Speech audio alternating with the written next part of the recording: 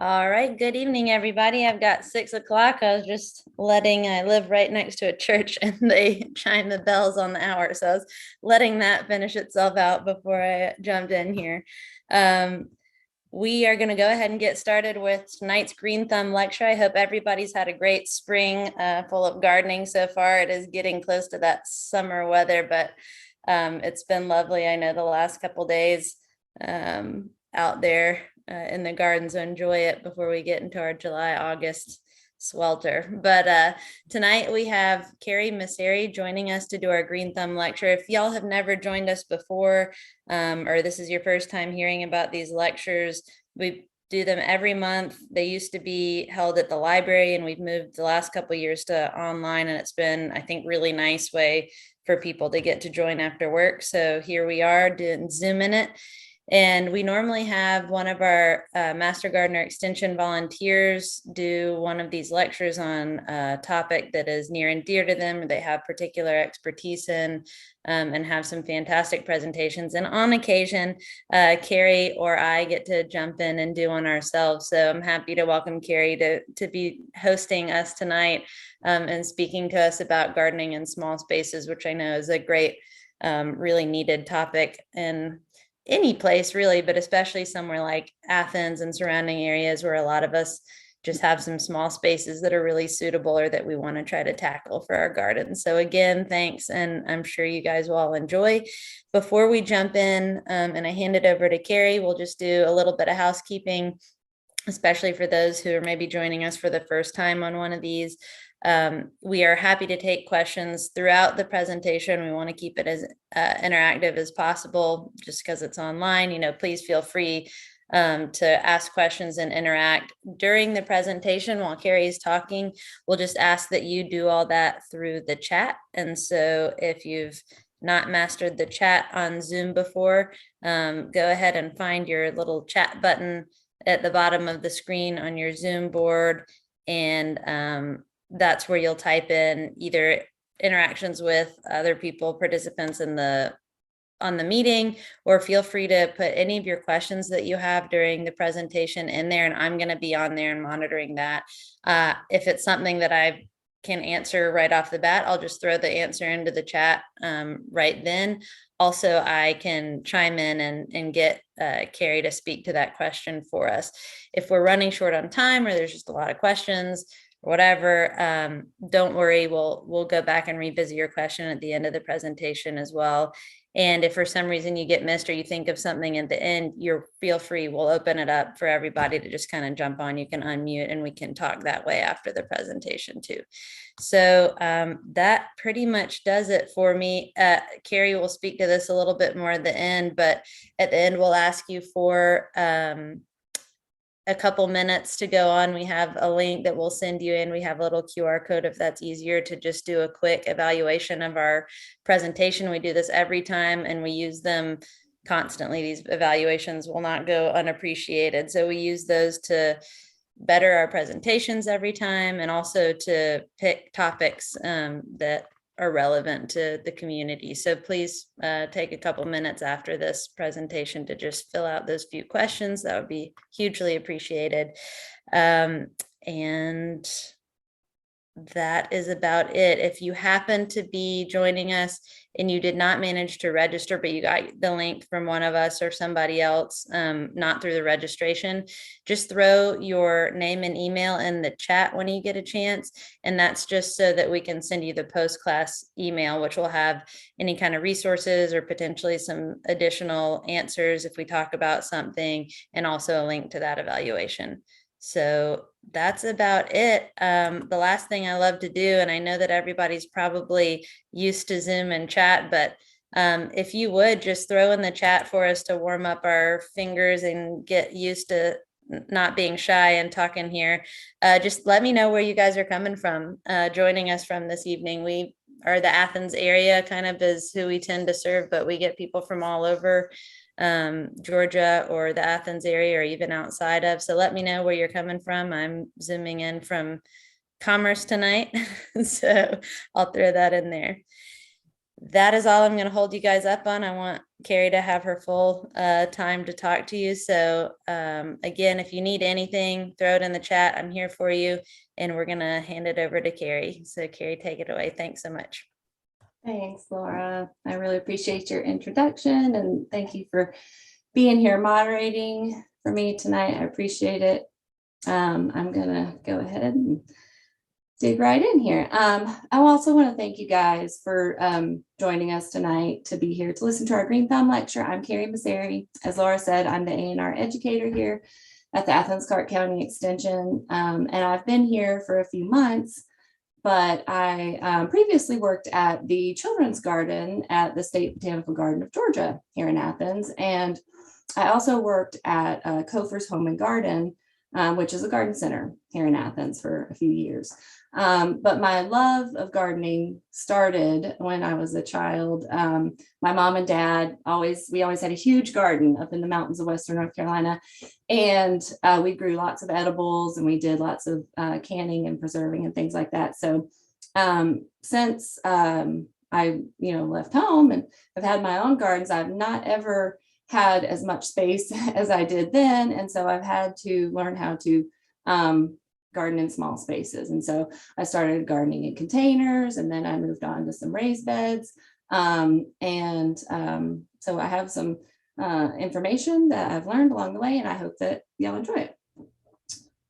So I'm going to give you kind of a basic overview first of what we're going to talk about during the presentation. So first, we're going to talk about kind of the basic needs of small space gardening and really all plants in general, just so we can kind of get, refamiliarized, or maybe you've never, learned the basics of gardening. So we'll kind of learn those basics first. Then we'll move into talking about container gardening, indoor and outdoor containers. And then we'll discuss a little bit about raised beds. Throughout, we're going to also talk about the kind of plants that you can use in those different types of areas and in different places. And then I'll focus a little on nooks and unused areas in your yard that you might not have a purpose for, or you want to put something there. And it may be a very small space. Also, I have lots of those.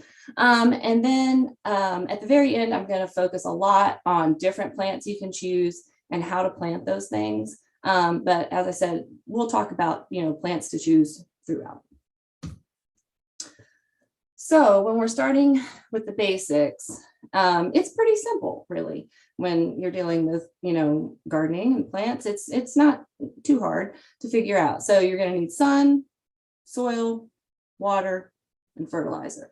And the first thing you want to consider is how much sun do I need? So most plants need at least 6 hours of sun per day.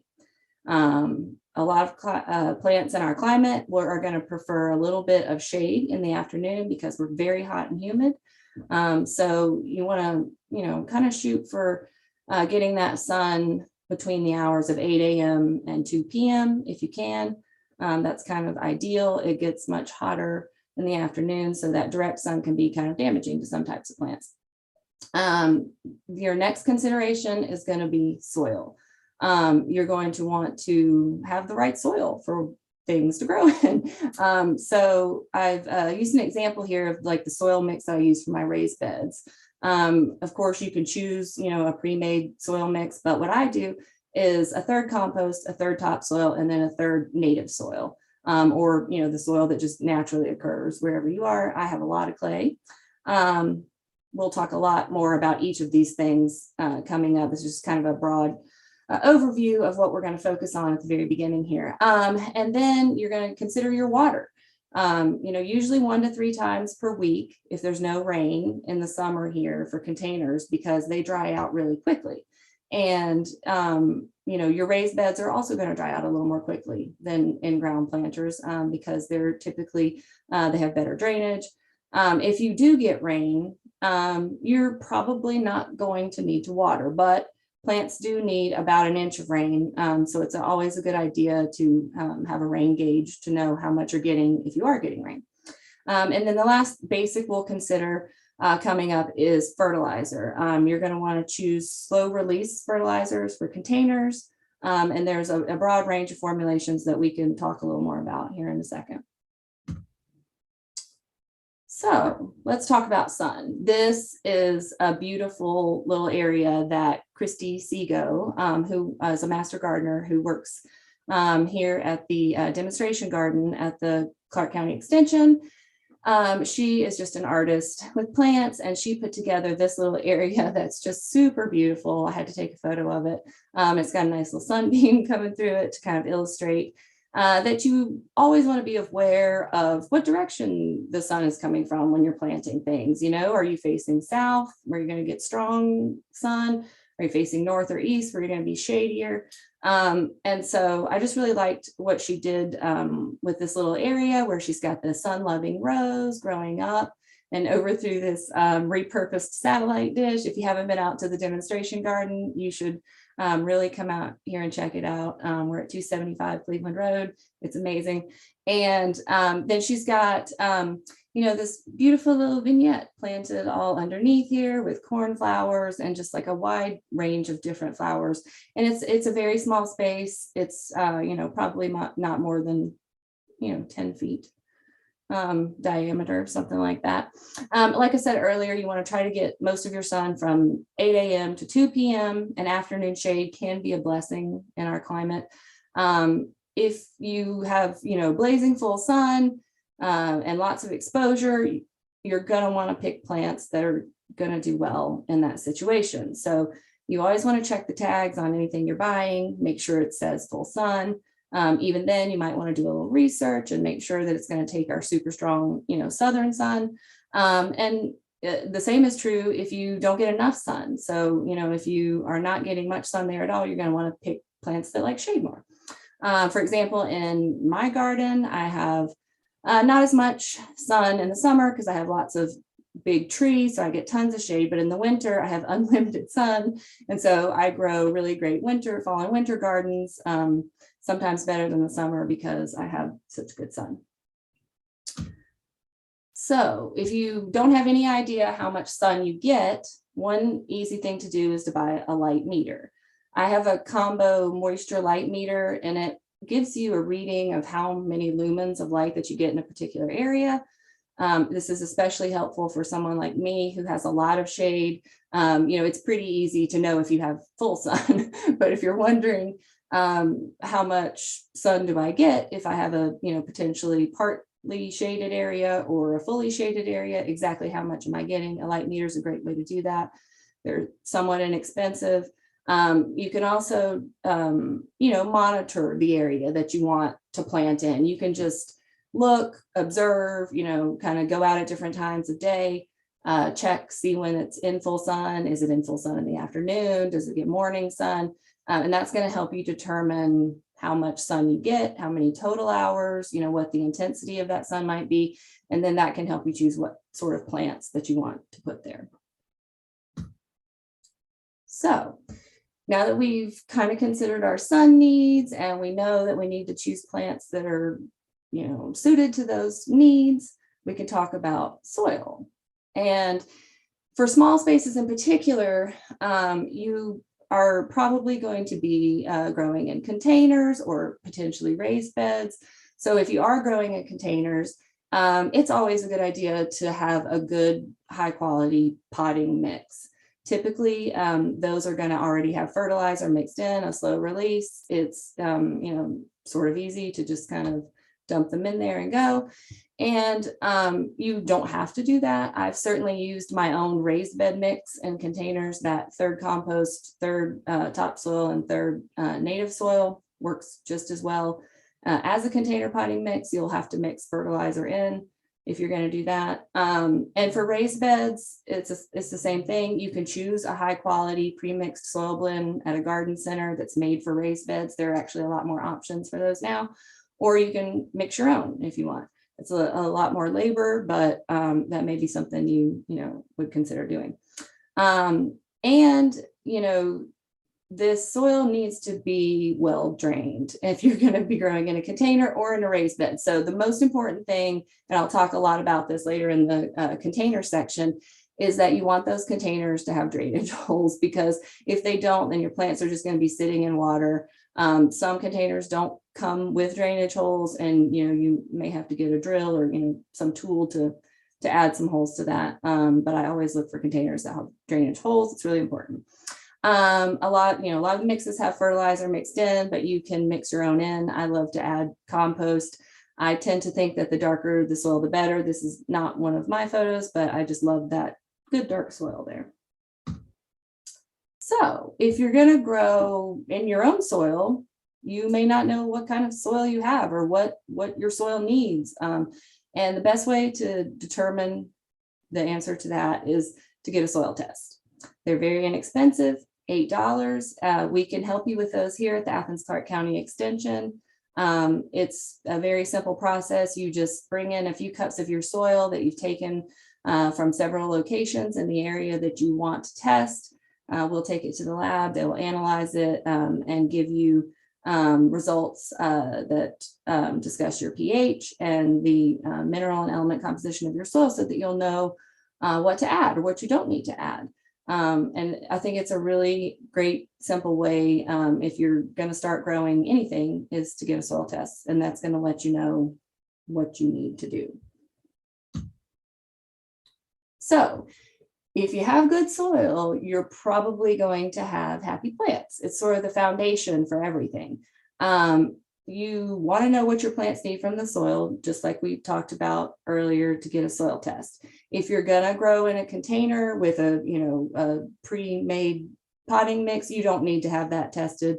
They've already formulated that specifically to grow plants just perfectly. So you won't need to do that. But you will need to kind of understand the basics of what your plants need. So they need nitrogen, they need phosphorus, and they need potassium. And those are typically the three main things. They also do need micronutrients and things. And so a fertilizer that contains micronutrients is always a good idea.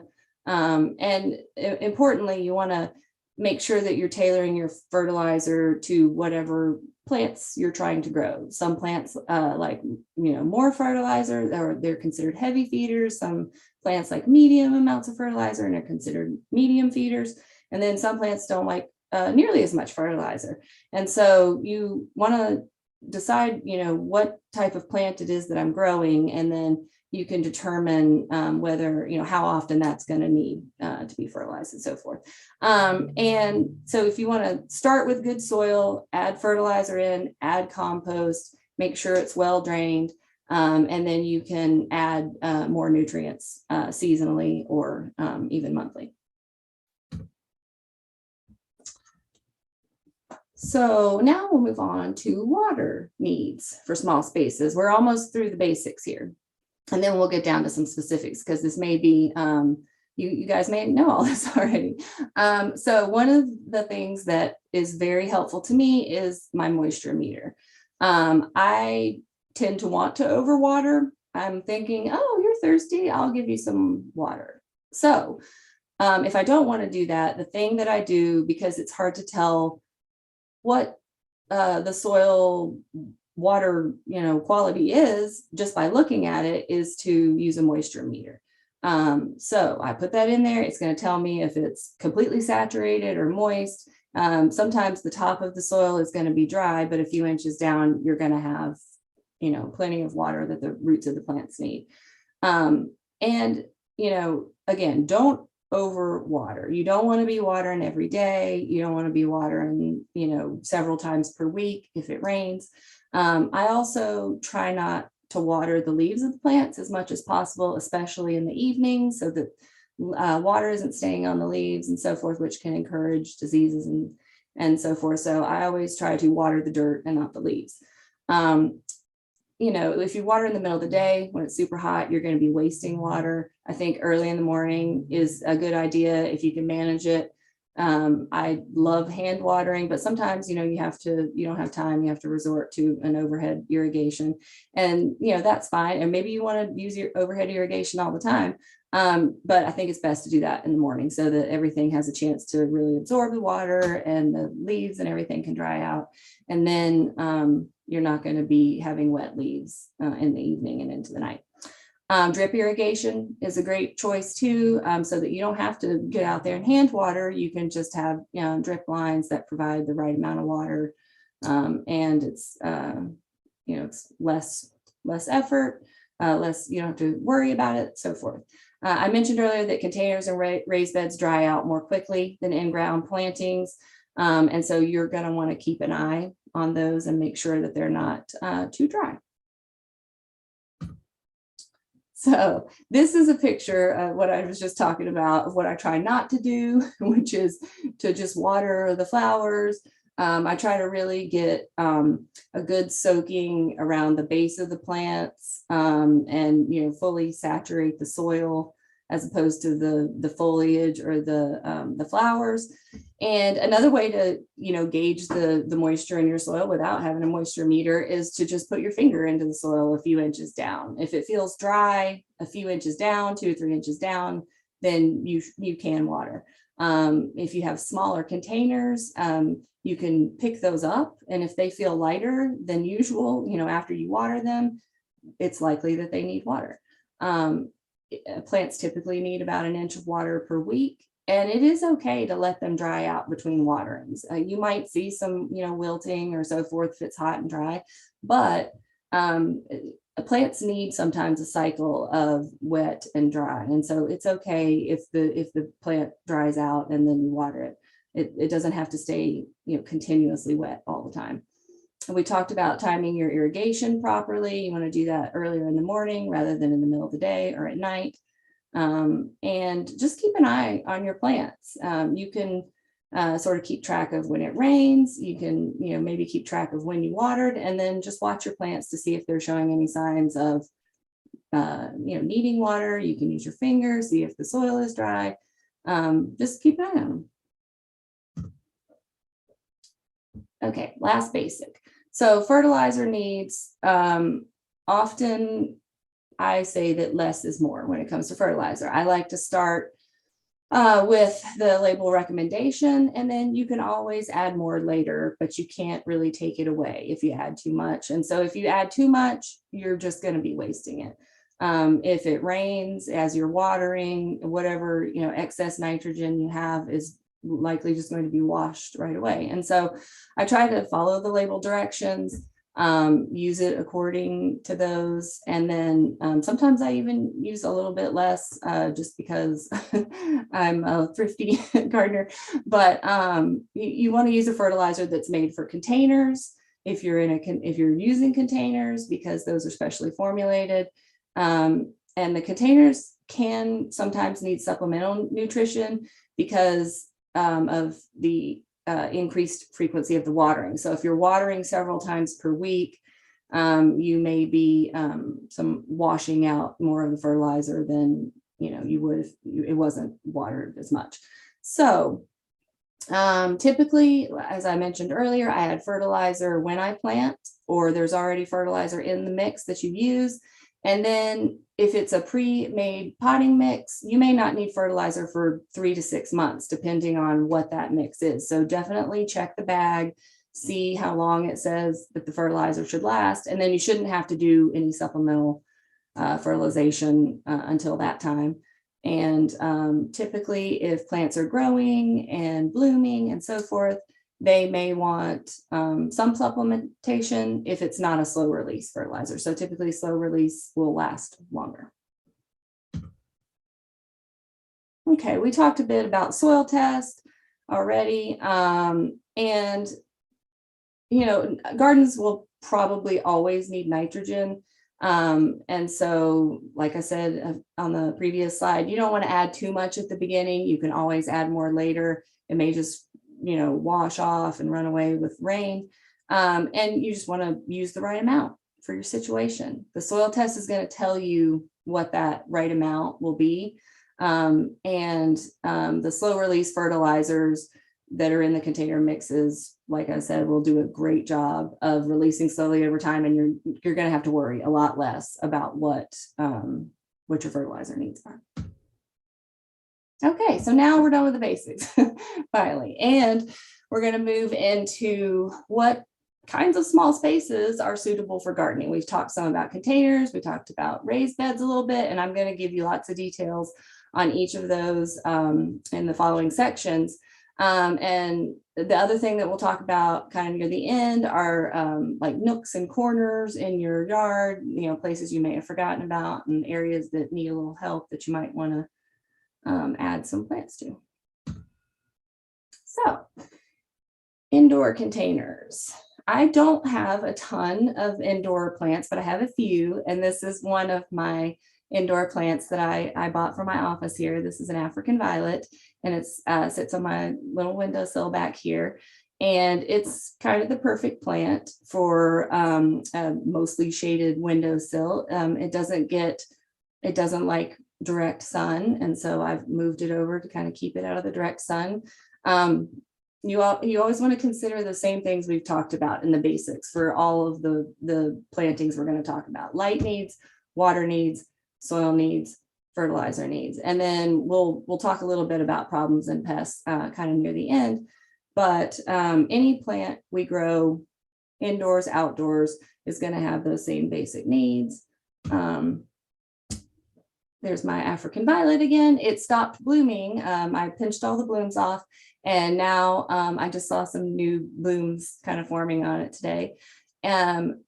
So a couple of these are my plants. Some of them are not. The violet's mine. The pothos in the right corner is mine. But whenever you are considering an indoor container, there are several factors to consider. You want to consider the size. You may have a plant in mind already that you will want to know what its mature size will be, so you can find a container that is going to hold that eventually when it gets to its complete size. The snake plants, in the bottom right corner here, the picture is sort of a good illustration of that. They're, you know, the same plant, two different size containers. That one will just grow and grow. I have one of those. That's not mine, but they will just grow and grow until they fill the entire container. So you can just go ahead and plant it in a really big one if you want to, you know, leave it there for 15 years or so. I think that's how long mine's been in there. So you kind of want to consider what plant you are planting there. You also might want to consider where you want the plant to go, you know, how big that area is. I have a very narrow window ledge, so I had to consider, you know, kind of the right plant in the right pot to fit in that place. And so I chose African violet.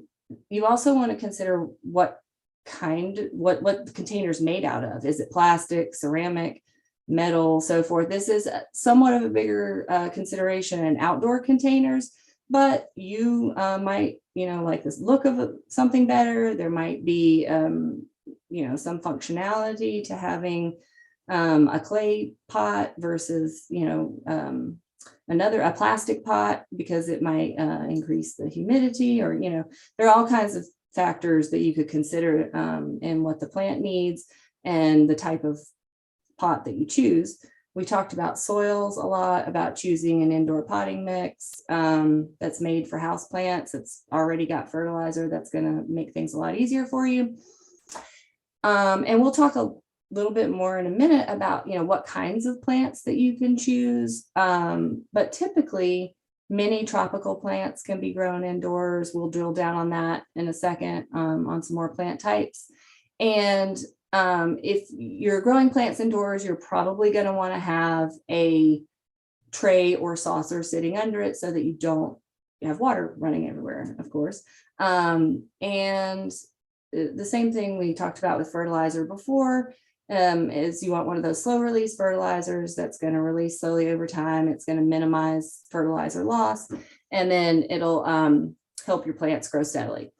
And I just wanted to point out that the pothos in the right picture is an heirloom plant from my mom. She had that plant growing for, I would say, 35 or 40 years, it seems like, and it's been growing in my house, a cutting from it for probably 15. So that's a very long-lived, easygoing plant.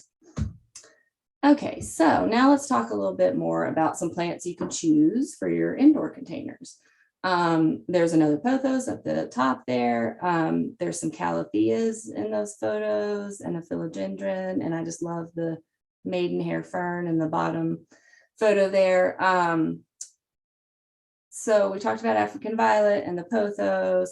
The calatheas are great. They like somewhat bright indoor light. So you want like a really bright, sunny indoor window for those guys. Otherwise, they'll start to kind of stretch and reach out and get long.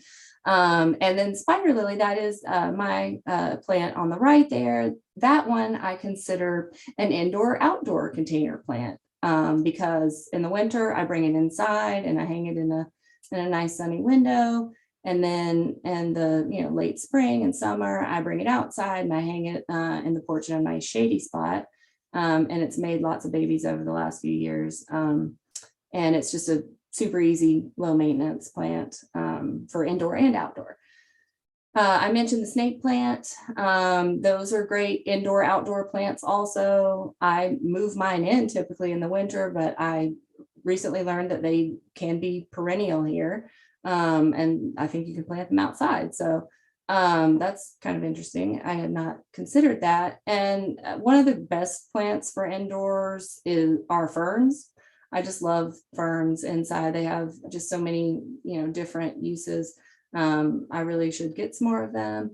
And they can be used in bathrooms. Yeah, they can be used in super low light areas that you may not have considered having plants in before. Okay, so now let's move on to outdoor containers. This is one of my containers, and I have a second one that I made sort of as a pair for my front porch, which is very super shady. It's kind of tucked back in. The door is down kind of a little alleyway, and so it's very shady, but I wanted two kind of big containers that were somewhat dramatic to grow in the front there. And so I thought, well, I've got these camellias. I had a Lady Vancitart camellia and a white by the gate that I had never planted anywhere yet. They were still in containers from the nursery. And I was thinking, I'm going to put these in these containers. So the things that you have to consider for outdoor containers is mostly you want to pick dwarf plants, especially shrubs or, trees, even like camellias. And Lady Vancitart camellia is a dwarf camellia.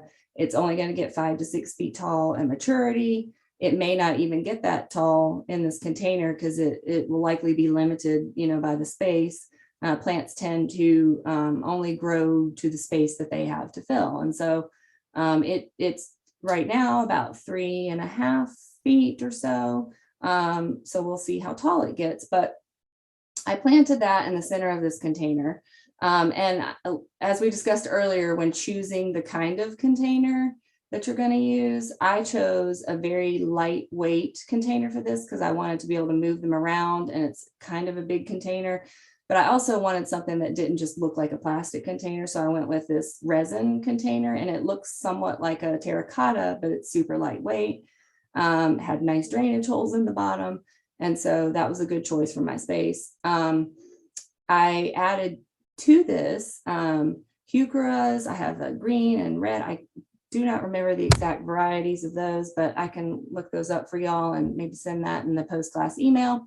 And then I added blue-eyed grass at the back there, which is a native plant. It's kind of stopped blooming there. And it'll bloom in part shade. And so I thought I'll try that there. It tends to bloom better in full sun, but I thought, we'll give it a try. And they look so pretty back there. And then I added some penstemon up front because I had some left over, and they prefer full sun, so it'll probably never bloom. But I was, just experimenting and thought, let's just try some penstemon and see what happens. So I think this one turned out pretty well. It's got some nice height in the center. And I'll talk about thrill, fill, spill here soon. This is not the best example of that. But thrill, fill, spill is really just about having something with height that's thrilling, or something that's, gorgeously blooming. And then the fill is filler plants that kind of fill in around the base of that, or to fill in the container. And then plants that spill over the edges that create a little drama on the edges. And you usually will have a beautiful container if you're aiming for thrill, fill, spill. And let's see. Okay, so here are, that's not a super good picture of the other one, but here are both the containers next to each other. And I did similar plantings on these. I put blue-eyed grass and some native ferns in the other one. And there are no heucheras, but they kind of go together. And the other camellia is a little smaller. It's got a little growing to do. But they work, I think. So we talked about the sizes of containers. Like if I had gotten these same size containers in ceramic or clay or concrete, they'd be so heavy, I would have a difficult time moving them. And since I wanted to be able to move them, I went with a lighter weight container. Again, I will mention, make sure you have proper drainage holes in those containers. Your plants will thank you. We talked about choosing potting mixes for indoor containers, and the same is true for outdoor containers. It's usually a good idea to have a high quality outdoor container potting mix that already has a slow release fertilizer, and that's going to get you off to a really good start. And we can talk about, the location of your containers. Like I said, these are shade containers. So I picked plants that I thought would do well in shade. They get morning sun and a touch of afternoon. So I also wanted them to be able to handle a little bit of heat. And so far, so good. Sometimes the blooms on the heucheras when they get hot kind of droop a little, but other than that, they've worked out pretty well. Okay, so here's maybe a better example of thrill, fiddle, spill. This is a container. It may be a little hard to see the back, the sky pencil holly there with the trees in the background, but this was a container that we did at the children's garden, at the botanical garden, and it's at full maximum growth when I took this photo. So it didn't look quite so full or filled when it was planted. But this planter has the sky pencil holly and Swiss chard and fennel as the thrill. And then it has parsley as the fill. And you could consider the fennel and the chard fill also. And then it's got the beautiful little pansies. They're a trailing variety that kind of just spilled right over the edge of the container. This is somewhat of a larger container. It's probably 1.5 foot diameter, something like that, 18 inches. And you can really get a lot of plants in that space. You can choose whatever you want, as long as you're following some kind of basic principles of the things we talked about before of, choosing plants that have similar needs. Like if you're doing a shade container, choose plants that love shade. If you're doing a full sun container like this one, choose plants that love full sun, and you'll probably be successful. And then you can also follow kind of some basic principles of 3 different types of plant. So in this case, we have, herbs, we have the parsley, we have the edible shards, we've got ornamental pansies, and then an evergreen sky pencil. And you want to have 3+ textures. So we've got, frilly soft little pansies, and we've got, kind of bushy, rangy parsley, and then like the smooth, colorful leaves of the chard. And this one is sort of a very neutral palette, but you can certainly get, as dramatic as you want to be with colors and shades, but maybe don't go too over the top with too many, different colors and things. Okay, this one in the middle here, I think is just super spectacular. This is another Christy Seago creation in the demonstration garden here at the children's garden. And Christy also took that photo and was kind enough to send it to me and allow me to use it in my presentation. I just think it's super beautiful what she's done. Her colors are just amazing. I just love petunias in a container like that. I think she's got some begonias in there. It's kind of hard to tell exactly everything she does have there, but I would highly recommend coming and seeing it in person. It's still in full bloom. She's got some grasses and I think some elephant ear even back there, maybe some caladium. it's just spectacular. It's not a very big container. It's probably, again, 12 to 18 inches. But it's just packed with super beautiful colors.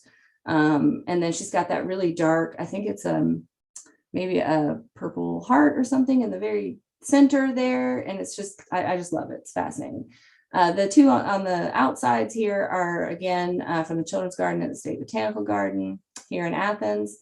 And a lot of the container pictures I have from there are winter, fall and winter containers. So the ones on the left, they have ornamental cabbages. You can see the bright white faces on those. And then they've got pansies. They've got mustards, like those dark bronze mustards.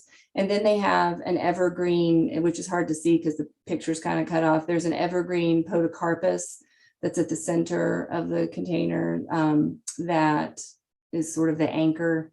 And then you can, fill in new things in the spring if you want and leave the podocarpus. I think that those are nice fall and winter containers. And then the same thing on the right, that one's very similar, but it's got a camellia, pansies, some mustards in the back, and then there's some acorus in the front. I love those in containers. They probably could use a few more of those in there. I just love those. So these are super great outdoor containers, especially the one in the center there. And Christy is the one to go to for advice on that for sure. Okay, so these are, there's a few more of the Children's Garden, similar things, the ornamental cabbages, pansies. There's a better close-up up in the top right corner of the winter, fall, winter, early spring kind of a container. And then the top left corner is just a pansy bucket on my back porch. That's one of my favorite things to do. Before I had a fence, I had tons of deer. And so I couldn't really have pansies anywhere except the porch. And so I would get, just an old container that a tree or a shrub came in, is what this is. And then just put a bunch of pansies in it. Super easy, super simple. And they're beautiful. So we talked earlier about, having similar plants together with similar needs. So we probably don't need to go over that. And these have similar plants. These have a podocarpus. There's a yew. There's a dwarf yew in the container on the bottom right. That's a good evergreen choice. Okay, so now that we've talked about containers and so forth, we can talk a little bit about seeds and plants. We'll kind of cruise through here briefly. You may want to choose seeds or plants or both. I do both. I grow a lot of things from seed. I buy plants of things that I don't want to grow from seed or haven't had a chance to start from seed and so forth. You want to start plants like eggplants, peppers, and tomatoes super early from seed. I typically start those indoors or in a little greenhouse or somewhere protected very early. Or you can do what I have often done and just go and buy them at the garden center and put them in when the time is ready, and you don't have to go through all the extra effort of doing all that. But you can certainly grow them from seed. It's very rewarding. I really enjoy doing that. So if you have time and you want to put in the effort, I highly recommend it. And this is a list of, these are easy seeds to grow in a small space, whether it's a container, raised bed, just a little corner in your yard somewhere. We'll get into lots more details on all of these in a little while. But this is just sort of a basic overview of things that can be grown in a small space. Tomatoes, peppers, herbs are some of my favorites. But you can definitely grow perennials, you can grow grasses, you can grow shrubs, even, small trees like we talked about with the Lady Vansittart camellia. There's a whole world of options for you for seeds and plants. The last note on seed starting is if you're going to start seeds on your own, choose a good high quality seed starting mix, because I tried many different methods over the years. And the only thing that I've had real success with is a good high quality seed starting mix. I've discovered recently a lot of them contain peat moss. If you're concerned about that, which I became concerned about using it, I decided to use coconut fiber instead, and a lot of seed starting mixes contain that material instead. So I think that's a good choice, but either works just great. And then the important thing to remember if you start things from seed is if you're growing them in a sheltered, nice location, you don't want to be growing them in direct sun to begin with, and you don't want to move them from a sheltered location out into direct sun immediately. You kind of need to acclimate them to that. So you're going to progressively move them out into the sun a little more and more each time, and that will help them get acclimated to more sun and kind of hardened off, and then they won't just wilt and all your effort will be wasted. Okay, so now we're going to talk a little bit about plants here, and then we're going to go into raised beds and some like unused space and nook gardening.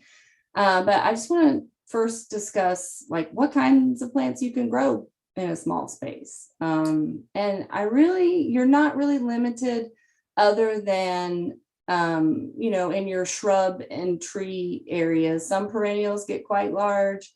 Typically, you're going to be able to use a lot of perennials in your containers or small spaces, but you always want to check the tags of whatever you're buying or growing from seed, and make sure that that you know what the mature size of that plant is going to be. So you can grow vegetables. I've got a few pictures here. These are all from my garden. This is one of my super packed lettuce and green pea beds, which we'll talk a little bit about my planting and spacing later. Those are probably a little too close. There's a beautiful Japanese painted fern on the bottom. That's my Delaware Valley White azalea there, it's quite large now, but is actually in a very small space. It's about 3 feet by 3 feet. It's just covered in blooms this past year.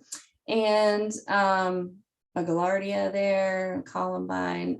Those are both really good kind of compact plants that you can stick just about anywhere. So you can grow vegetables, herbs, annuals, perennials, vining and climbing plants, which we'll get into a lot more in a minute. Those are super great for small spaces because you can utilize the vertical. And shrubs and shrublet can be good too. And we'll talk about more varieties and things that you can use in a minute. So we'll focus on veggies first. Veggies are my favorite. I grew up growing vegetables mostly, and most of my raised beds are exclusively vegetables. I do have some flowers and herbs and, some ornamentals here and there. But most of my raised beds I save for my vegetables so I can get as many as I can in there. I love peppers and tomatoes for raised beds. I also love to eat them, so that works out. I try to choose dwarf cultivars and varieties where possible. Again, you can look at that tag or look at the seed packet, and it's going to tell you what the mature size of the plant is going to be. So if it says it's going to get 8 feet tall and 4 feet wide, it may not fit your 2 foot by 3 foot space. So you just want to double check that and make sure that the plant you're picking fits the space that you have, or the space that you have fits the plant that you're going to pick, whichever.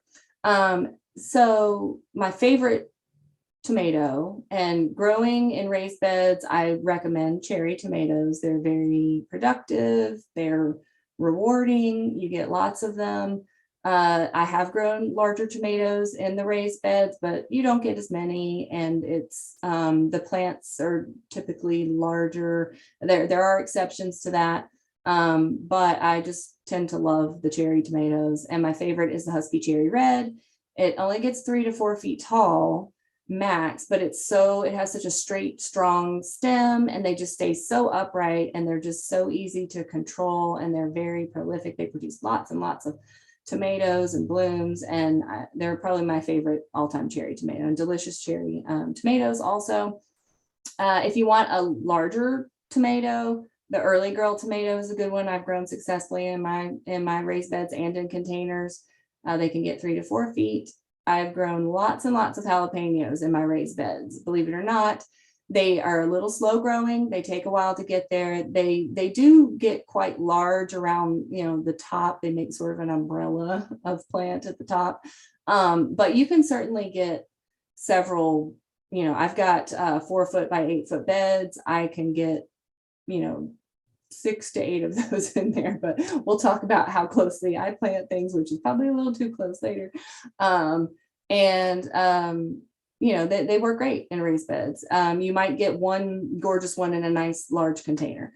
And then habaneros are a great choice if you like spicy peppers. They stay pretty small and compact depending upon the variety, and you can really get a lot of peppers out of a small plant in a small space.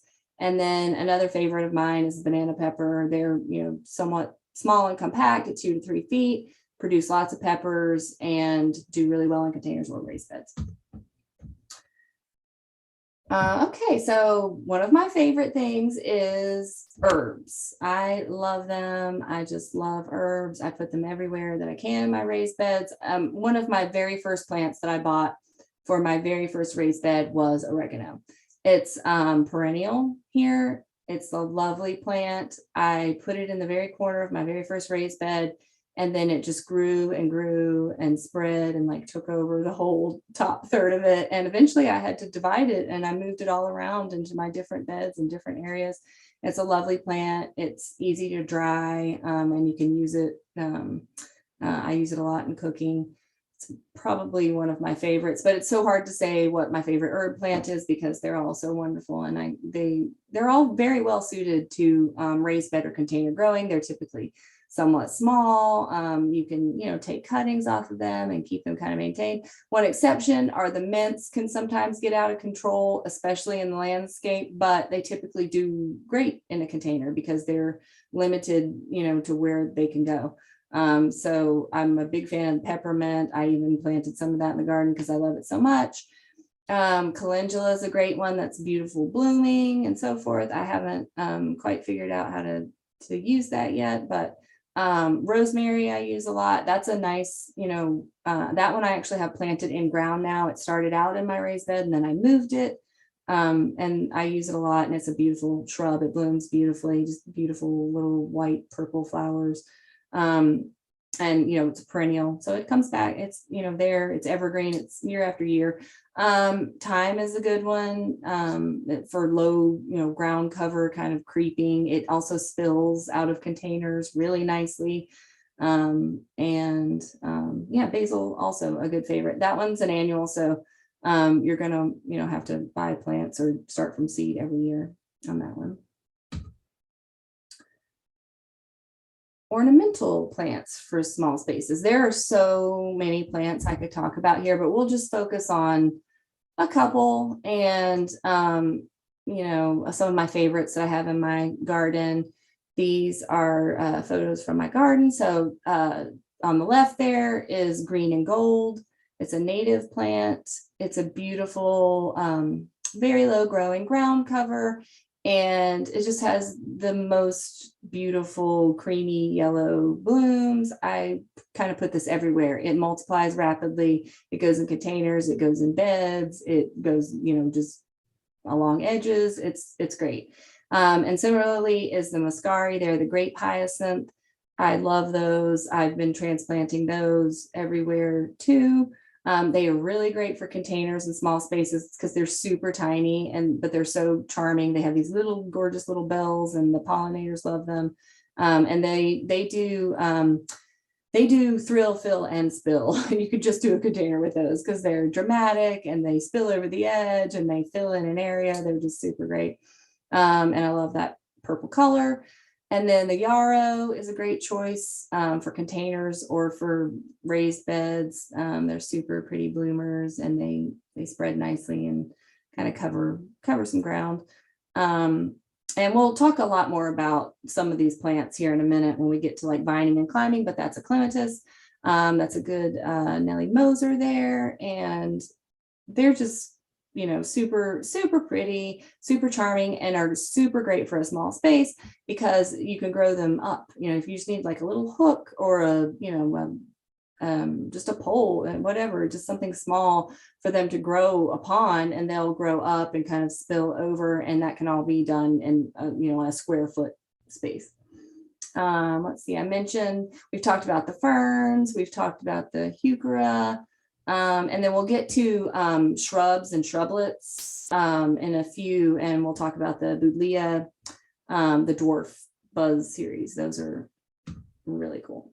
Okay, so this is my, what I call my sun perennial garden. And I took this picture this morning. It's sort of a total mess right now because I have not pruned or managed anything, but this is my experimental small space garden because I have so much shade, which I've talked about. I have so many beautiful trees and things. I have very few sunny spaces. And so I put a lot of my perennials in this area because it has full sun. And so I wanted to give them the best chance to thrive.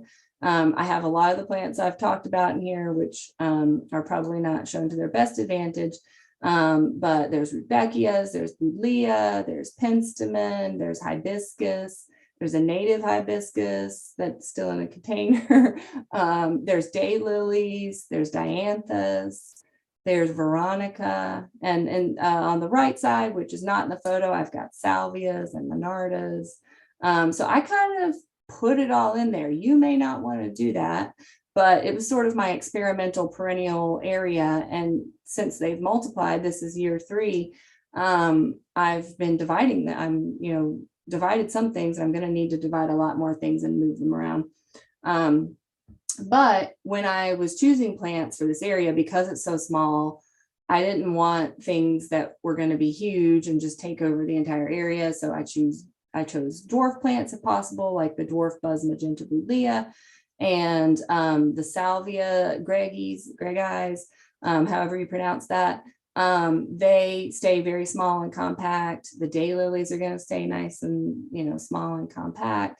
And then one of my favorites in there, which is not the best photo of them because they're super gorgeous, are these sunset lantanas. They're incredible. They only stay 2 to 3 feet. They get very covered in blooms, but they're not massive like the Miss Huff. They're not like 6 to 8 feet huge. They're very, very nice and small. Okay, vining, climbing plants. We talked about this clematis, and that's the space it lives in, right there beside my boxwood, and right along the front porch rail or the back porch rail there. It doesn't take up much space. It just is growing on a little metal hook, and it grew up the hook and is now kind of growing down it. And it's a very tiny space, very dramatic. It's a beautiful plant. I just love clematis, and I love vining plants. I need to get more of them.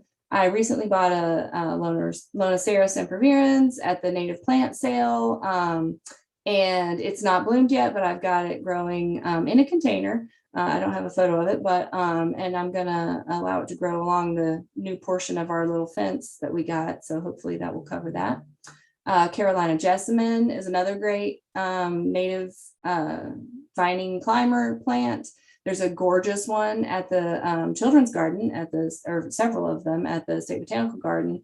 And they grow in a very tiny space. The little patch of soil is not, is a foot by a foot maybe, but they have been trained to grow up over an arbor, and they're just gorgeous. It's the entire arbor is covered, and it's spectacular. So if you have just a very small soil footprint, but you have room to build an arbor or a trellis or something like that, then you could totally do a plant like that, or a jasmine, and have them just go kind of up and over if you want. I have recently grown some nasturtiums, the tall climbing variety, and they're super beautiful. They're annuals, but they grow really quickly, and they're just super pretty plants. Love those. And then I tend to do, lots of edibles in my areas too. Like even if it's not in my raised bed, you can do beans or cucumbers or, something like that, and use those for a climbing vine for a small space. Okay, shrubs and shrublets. This one can be a little more difficult because shrubs tend to be a little larger, but there are options. I've mentioned my favorite several times, which are the Buddleia Buzz series. Those are dwarf Buddleias or butterfly bushes. And this one only gets 3 to 5 feet. I have had to prune it one time, but other than that, it just stays so nice and compact, and it's just blooms beautifully. The blooms smell amazing. It's a really cool plant, draws lots of pollinators. And it's all mixed in with all kinds of different plants in that area. I have lots of natives, I have lots of non-natives, and I kind of like to do that too. I mix natives and non and kind of see what happens.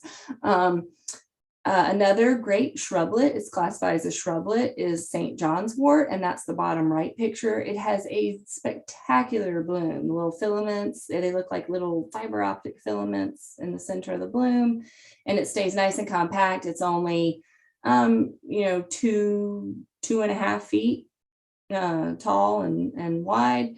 And so it's a really nice little plant. There are some varieties that get larger, but it's a really nice little plant. And I've now propagated it and made multiples, because it will send out runners in the periphery of the plant. It will send out new little shoots. And so I've dug a few of those up and moved them to other places. So now I have new shrublet. I mentioned the sunset lantana. It's fantastic. Chapel Hill lantana is a good one. It's somewhere between, it's really more of an ornamental perennial, but it's verging on a shrublet. It makes a nice, beautiful display with a bright yellow bloom. And it's often perennial here. Then I have several of these in my yard. Alyssiums. I have a couple gray ghost alyssiums, which are really interesting looking, and they stay, that's the picture on the bottom left there. They stay somewhat small. Some of the other alyssiums can get huge. They're 9-10 feet tall, but these are only going to get 3 to 5 feet tall maybe. So I got a couple of those to go in some small areas. Sweet shrub is a good one for a small area. They're slow growing. They eventually will get 4 to 5 feet. I've had mine for 10 years at least, and it's still only 3.5. So I think it takes them a long time to get there. So that could be a good choice if you have a small area. There's also some azalea varieties that, can stay smaller. And again, they're slow growing. So if, you want to put an azalea in a small space and, kind of see what happens, it may be that it will grow to fill that space, and it'll be perfectly happy there and beautiful, and very, very dramatic. I mentioned rosemary, and then another favorite of mine is the compacta gardenia. Those are they're just very round and tight, and they have just beautiful blooms on them. I love gardenias. They smell amazing. Mine are blooming right now, and they smell so good. And it's a good choice for a container, for a small space. They stay so tiny and small, and they just bloom so beautifully. Okay. More plants. So we'll kind of go through these sort of quick, because we talked about some of them. I took these photos this morning in that sun perennial area. These are rudbeckias. They get very tall. And I had to put a stake, a bamboo stake on these, because they got kind of floppy when we had that wind and rain, but they're very tall and central, and so they'd be a nice thrill, in a small space. You could certainly put them along the back, or have a whole mass of them along the back. I just kind of have a small clump because I grew them from seed and they've just now got going. Hostas are a good choice for a small space if it's shady. I have a few of those. I've just now started getting them because we had deer for so long, and now I can finally have nice things that we now that we have a fence around the backyard. Ornamental grasses can be great in small spaces. I have a lot of different grasses in that area, and some of my favorite small compact grasses that also do really well in shade or sun are it's called the Ever Gold Carex series. and they are just incredible. They're evergreen. They stay nice and small. They bloom in shade, or they bloom. Also, they have these really interesting little fringy blooms, but they grow really well in shade or sun, and they're just cool plants. We talked about the Buddleia daylilies. The picture at the right is not the best picture of it, but that's a butterfly milkweed. It's one of my favorite native plants. It may be difficult to find, but you can find it at some garden centers. And it's a great pollinator plant, and it stays, kind of nice and small, and it's just very, very dramatic. Gorgeous, gorgeous flowers. The picture is not doing those justice. And then you can also grow, things like strawberries and, other edible plants that also bloom super pretty in your small space. This is not my yard or my photo, but I wanted to use this to kind of illustrate that if you have a space, a small space, that you're going to need to think about planning for that space. And the things that you want to consider when you're planning for like an in-ground planting like that one. And the same is true for containers. Also, if you're trying to make a beautiful dramatic display. We talked about thrill, fill, spill. This does that thrill, fill, spill thing, but it also considers things like texture, color, form, height, ground cover, and seasonality, I think, is an important one too. Because one of the things that you want to consider in the small space is what time of year, what does this look like at all times of year? And so that's why I like to have some evergreen things in my small space, so that even in the winter, you have something that looks okay. Like in my containers, the camellia is still going to look okay in the winter, even if, the rest of it's gone. You want to think about how you're layering your plantings. Like this has lots of height at the back, and then it's got some beautiful color on the front, and it's got some low growing hostas up in the up tucked underneath, and so it sort of has and there's some color in there with hints of purple and yellow. So those are just things to consider when you're laying things out. Okay, so now we're into raised beds and nook and small space gardening, and then after that we'll finish up with how to plant and some more plants that you can use in your small space. So raised beds kind of come in all different forms. The picture in the background there is of part of my raised bed area. Those are my newer beds.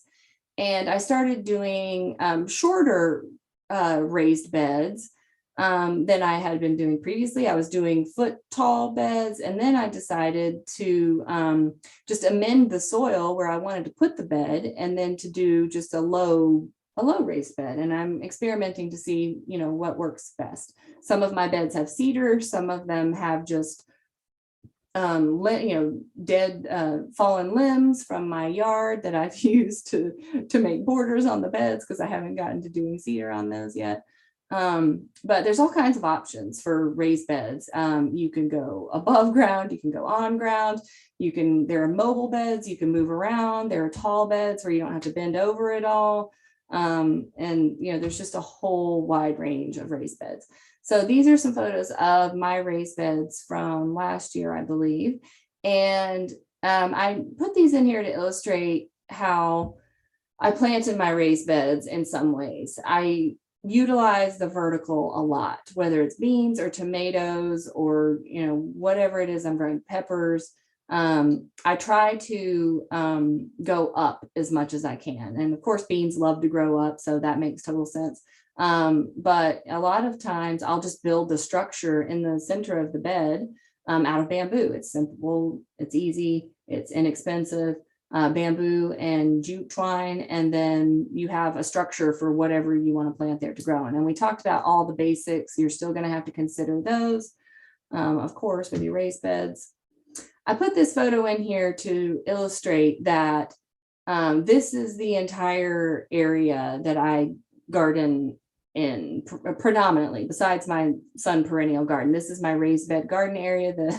I left a chair in there. That's super cute. But up front, I have my in-ground herb garden area. And then in the background, you can see I have a combination of my tall raised beds with my tomatoes there and the steaks. And then in the back in the shade, which I have a lot of shade at different times of day, this is a particularly shady time, are those 4 new beds that I created that are on ground. And in this space, it's a very small space. I didn't put an exact measurement on it, but I'm guessing it's less than 25 by 75 feet.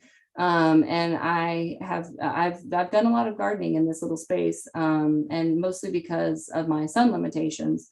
So we can talk a little bit about purchase beds versus raised bed. There's all kinds of different options, and we could certainly spend a lot of time on it, but we'll just kind of quickly talk through them. The one on the left is a galvanized metal bed, which is interesting. I don't have any of these, but I've seen them. I'm fascinated. I think they work really well.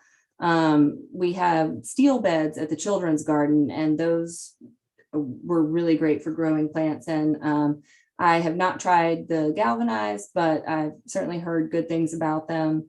They're, somewhat lightweight, mobile. They're long lasting. You don't have to worry about wood rotting or breaking down or, repairing or things like that. So that could be a really good option for you. The ones in the center are a tall bed, which you could easily construct yourself. I like that they have some drainage. They have gravel underneath that there, that the boxes are actually sitting on top of. You've got kind of a standard raised bed you could build yourself, just with boards and, screws. And then on the right is an example of just some taller beds, but the beds on the right, you can see, you can really get a lot of plants in a small space. And so if you want to construct your own, it's a little more labor, but it's not that difficult. You may save yourself a little bit of time, but it's going to a little bit of money, but it's going to take, more time. Okay, so let's go to forgotten spaces and unused areas, or nooks. Same considerations. This picture in the background is the shadiest spot in my yard. It gets no sun whatsoever. So I put hosta, some native fern, and some angel wing begonias, which I love. They will bloom in full shade. They are my favorite for shade. They are typically considered annuals, but they often are perennial, depending on where you put them. So nooks and corners, I've got a few photos here to illustrate this. The one on the top left is a project that I just did, and it's actually grown in a little because I did that earlier in the late spring, early summer, probably about a month or so ago. So they've kind of filled in a little, but I call this Pumpkin Hill. And I had, this is an area beside the sun perennial garden that I didn't really know what to do with, but I've been wanting to grow some, squash and watermelons and pumpkins and gourds and things like that. So I just cleared the muscadine and put up, some old lattice I had, and put some seeds in there and some mounds, and so far so good. We'll see what happens. It's just about kind of experimenting, and it's not super beautiful, but it may be in a few months if the pumpkins and watermelons will cooperate. And then the picture on the right is a lot more beautiful and dramatic. It's of a little area in the children's garden that was a drainage. You can see some rocks in the very center. It's just where the drainage ditches, where all of the water drains into, and it's not super attractive, and there was nothing planted there. So in December we planted a bunch of tulips, and they're gorgeous, they're dramatic. Granted, tulips aren't going to last very long, and so after those were done, eventually planted there was a fig and some watermelons, and different things were planted after this in that space. They put some evergreen plants there that would kind of anchor it. But if you have a totally blank space and you've got some decent sun, it's, a little bit of labor, but you could easily, do something very dramatic like that. And then down on the bottom is just a little Tiny, it was just a neglected little area under, super shady and some magnolias at Cofer's Home and Garden when I was working there. And we just, the plants are actually not in yet. They're just kind of laid out there, which is the thing I do typically. If I'm going to put plants in, I will lay them out beforehand while they're in the containers and kind of see what it looks like before I plant them. This has got some pansies and some dusty miller and some ferns at the back. These ferns are perennial, so they'll kind of anchor the space and get bigger and larger and fill in. And then you can, add some annuals and things later if you want to. But you basically want to, if you're dealing with a nook or an unused space, you just basically want to ask yourself, what do I want to accomplish here? Am I looking for, functional things or beautiful things or edibles or all of those things? And then, consider what the area has to offer, and then you'll be able to match the kind of plants that you can put in that area. Okay, so I showed some pictures of how closely I planted things. The one in the center is a little out of control. I just had a bunch of lettuces I started from seed and I stuck them in there.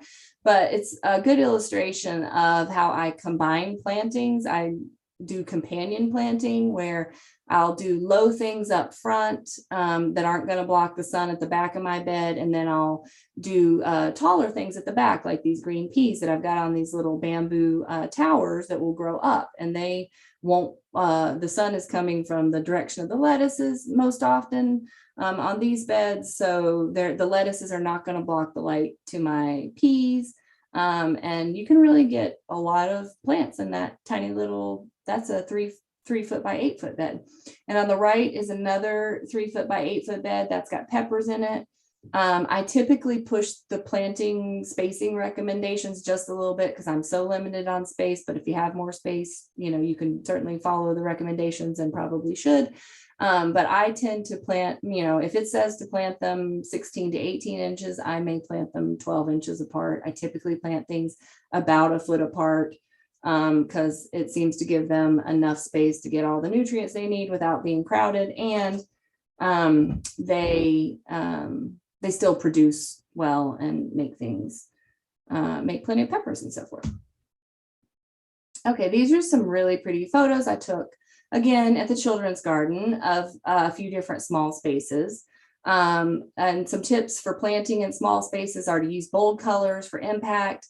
And in this instance, and the top two pictures, we used curved dirt mounds, which can help display the plants better in a small space because it gives you sort of a 3-dimensional space to work with. It's not just flat ground.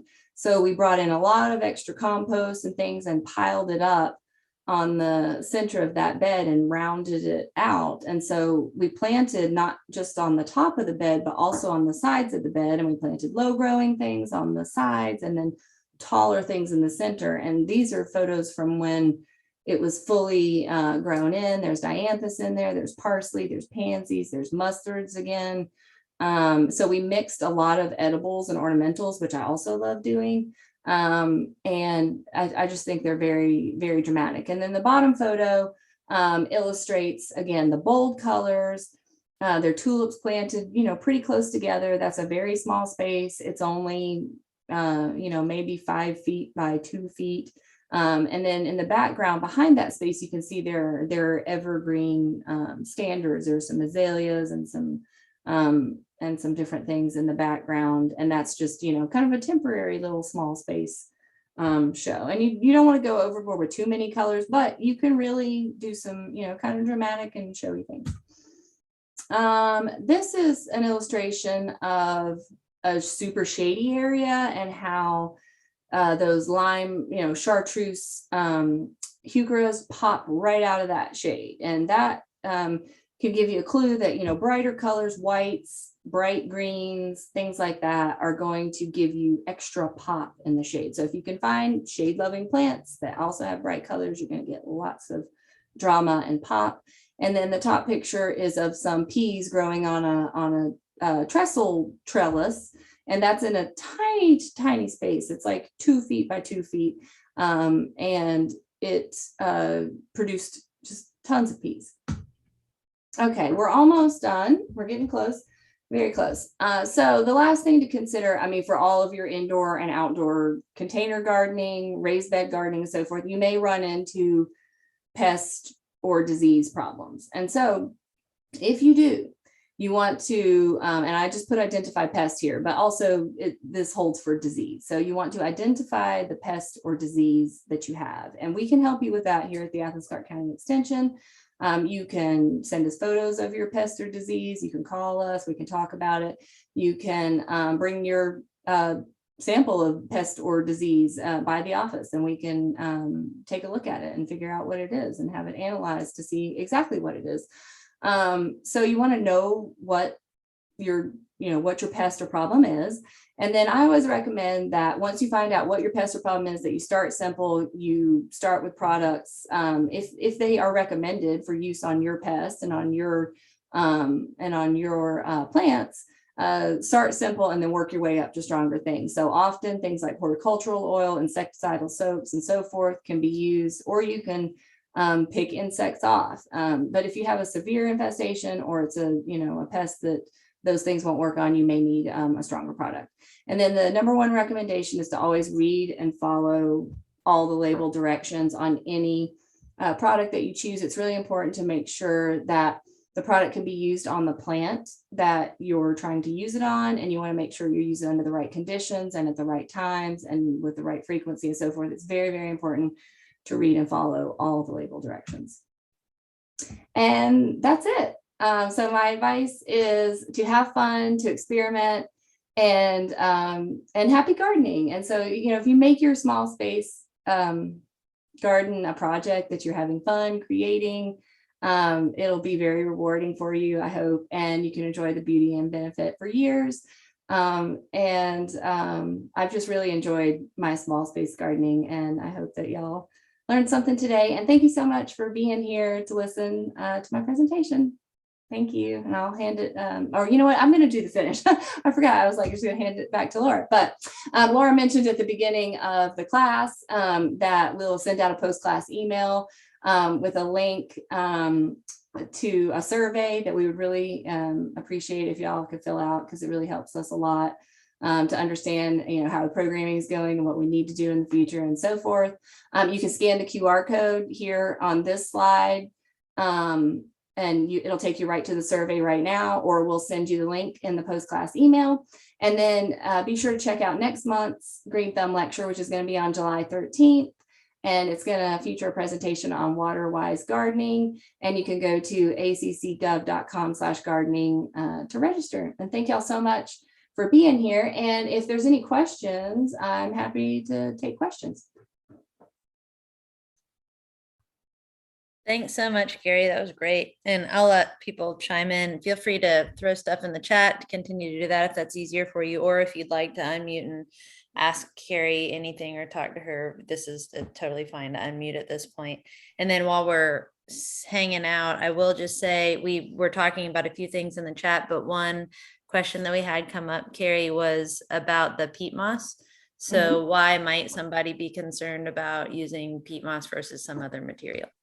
So I recently learned that when they harvest peat moss, and peat moss is a thing that takes a really, really long time to make. A peat bog takes many, many, many years to create.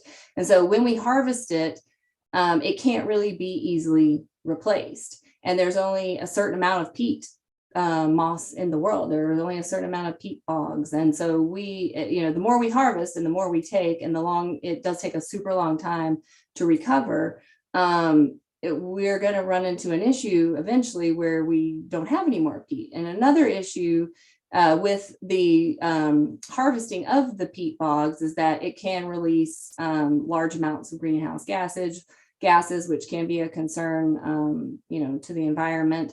And so there's a lot of discussion on both sides, but I just made a personal choice. Just having learned that, I was like, oh, well, let me do some research. Let me see if there are other options. And then I came across a lot of people who were using coconut fiber instead of peat moss. And I found products that, for seed starting mixes and so forth that use coconut fiber instead of peat moss. And the coconut fiber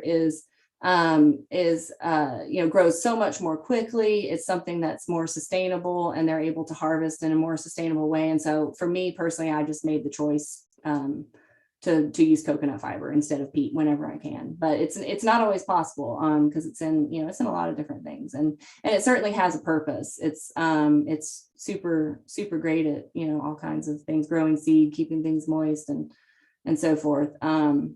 So yeah, it was just a personal choice for me. I just learned about it recently, and recently made the switch to coconut fiber in the last year. So, hope that. Thanks. Yeah.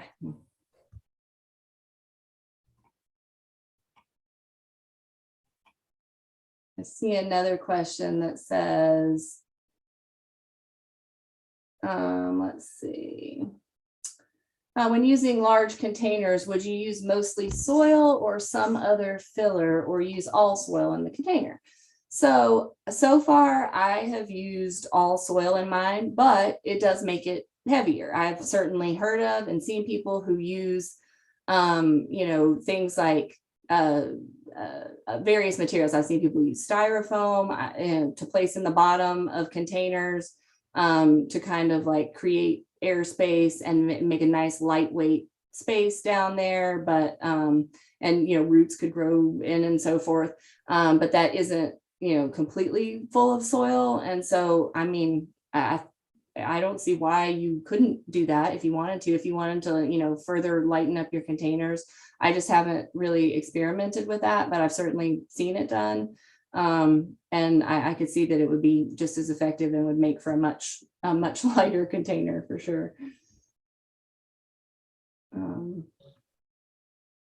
The soil conditioner does help too if you mix soil conditioner with your soil. I've been doing that for quite a few years, and it's less expensive. Plus, it lightens everything up. Yeah, I agree. And I think I said topsoil earlier, but the product I use is actually a soil conditioner. Yeah. Which may or may not be the same thing. I'm not sure, but yes, that does amazing work for lightening everything up for sure. Let's see if I'm looking in the chat here. Yeah, okay, there's your comment there in the soil conditioner. That's right. Okay, well, let me see. Yeah, I don't see any other questions. Do you see anything else there, Laura? I think that's. Yeah, we just had a question from Martine about how often we do the Green Thumb lectures. So this particular lecture series is monthly. And so that's, we take a hiatus in December and January, but other than that, February through November, we have one every single month. And we'll have them in our newsletter, the ones that are coming up. They're on the ACC website sometimes, on our Facebook and that kind of thing, in terms of the upcoming topics for the month. And they're typically the second Wednesday in the month. Sometimes that changes by a week or so, but that's generally when they're held. Thanks for asking. Yes. Thank y'all for being here so much. Thanks for all your questions and your time. Thanks so much again, Carrie. I always learn something new when I attend. So appreciate all your hard work putting that together. It was great. Thank you. Thank y'all so much. And happy gardening, everyone. Thanks for joining us. Have a great evening.